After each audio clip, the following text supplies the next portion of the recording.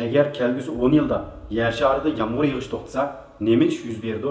Yer sharida 1 yil yomg'ir yog'ish to'xtasa, nurg'un o'simliklar qisqa vaqt ichida yo'qolib ketadi. Fotosintez 70% dan ko'proq azaysa, ishib qolgan oksigen insonlarning yana 100 yil bardoshlik berishiga yetadi. Yer sharida 2 yil yomg'ir yog'ish to'xtasa, o'simliklarning yo'qilishining ta'sirida yemaklik zanjiri asta-asta gumron bo'lishga qarab boshlaydi. Ko'plagan o'txo'r hayvonlar ve göçxo'r hayvonlarning yo'q bo'lishi qarab boshlaydi. İnsanlarning chorvachilig'i bir izida to'xtab qoladi. Sut va go'shtlarning bahosi shiddat bilan o'sishga boshlaydi. Yer sharida 3 yil yomg'ir yog'ish to'xtasa, suv bargan sari ozlab, suv bahosi kundan-kunga o'sishga boshlaydi. Odatdagi mineral suv bugungi kunda tepilg'usiz zibu zinnatga aylanadi. Yer sharida 4 yil yomg'ir yog'ish to'xtasa, dunyoning har qaysi joylaridagi quduqlar qurib ketadi. Amazon daryosini o'z ichiga olgan nurg'un daryo ko'llarning suv miqdori 80% dan ko'proq azlaydi. Suvning manbasi kamchil bo'lganlikdan suv elektr stansiyalari xizmatini tadrijiy to'xtatishga majbur bo'ladi.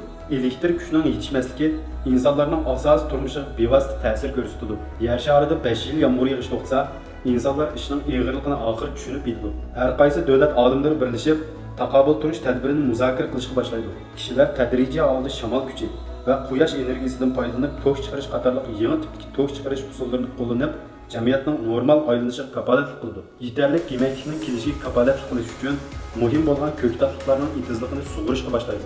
Yer sharida 6 yil yomg'ir yog'ish to'xtasa, 99% o'simlik yo'qolishga boshlaydi. Shuning bilan bir vaqtda fotosintez rolini to'xtab qoladi. Yer sharidagi karbon ishki oksigenning qo'yuqligining uzluksiz eshishiga ergishib, qarning effekti bevosita holda temperaturasining kun sari o'rilishini keltirib chiqardi. Janubiy va shimoliy qutb muzliqqa erishishga boshlaydi. Dengiz yuzi zo'r darajada o'rlab, dengiz yuzidagi joylarni suv bosadi. Bu vaqtdagi yer shari asta-asta nacharlashishga boshlaydi. Ko'p davlatlar kelgusida mavjud bo'lib turish uchun yer ostida panohlanish o'rni hozirlashga boshlaydi. Yer sharida 7 yil yomg'ir yog'ish to'xtasa, yer sharida saqlanib qolgan tatlı suvni butunlay qurab tugaydi. Kishilar destillash va deolinizlash usuli orqali dengiz suyidan tatlı suvni ajratishga boshlaydi. Ammo quyosh nurining ta'sirida dengiz suyi necha 100 yildan keyin qorga aylanib tugaydi. Yer sharida 8 yil yomg'ir yog'ish to'xtasa, temperatura davomli o'rlaydi. Havo odatdan tashqari qurg'oq bo'lg'achqa, dunyoning har qaysi joylarida insoniyat tarixidagi ko'lami eng chong o't ofati yuz berdi. Butun osmonni qo'yib issiqda qaplaydi. Lekin bu chaqda kishilarning suv manbasi bo'lmag'achqa, o'tni o'chirishga amalsiz. Yer sharida 9 yil yomg'ir yog'ish to'xtasa, dal-daraxtlar kamchil bo'lganlikdan to'rt atrofining hammasini qum bo'ron qaplaydi. Obod shaharlar ayni chaqdagi qiyofatidan ayrilib, yer shari 90% qaqasliq aylanadi. Bu chaqda kishilar oldin tayyorlab qo'yilgan yer osti panohgohiga yetkazishga majbur bo'ladi. Yer sharida 10 yil yomg'ir yog'ish to'xtasa, karbon ishki oksid miqdori tarixdagi eng yuqori darajasiga yetib, quyosh radiatsiyasidan yer shariga tushgan issiq miqdori sirtqa taqilolmaydi. Vaqtning uzurishiga ergishib, quyoshning ko'ydirishi bilan yer shari butunlay Marsga o'xshash bir qaqas yulduzga o'xshab qoladi. Yomg'ir yog'magan 10 yil ichida yer shari mana shunday qiyofatga aylandi.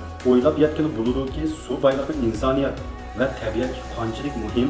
Halbuki suv boyligi kun sari kamchil bo'layotgan bugungi kunda insonlar uni qilch qadrlamayotdi. Ko'plagan davlatlarning tekshirishiga asoslanganda hozir dunyoda oz deganda 100 davlat va rayonda ichadigan suv kamchil ekan. Har yili 2 million 500 ming odam bexatar suv icholmay bu dunyodan xo'shlashadi. Bizning keyingi avlodlarimiz uchun kundan kunga ozib ketayotgan suv boyligidan muvofiq foydalanish va uni qadrlash kerak. Balkim bir odamning kuchi yetarli bo'lmasligi mumkin. Ammo biz bir niyatda hamkorlashsak, yer sharining atisi cho'qim intayin go'zal.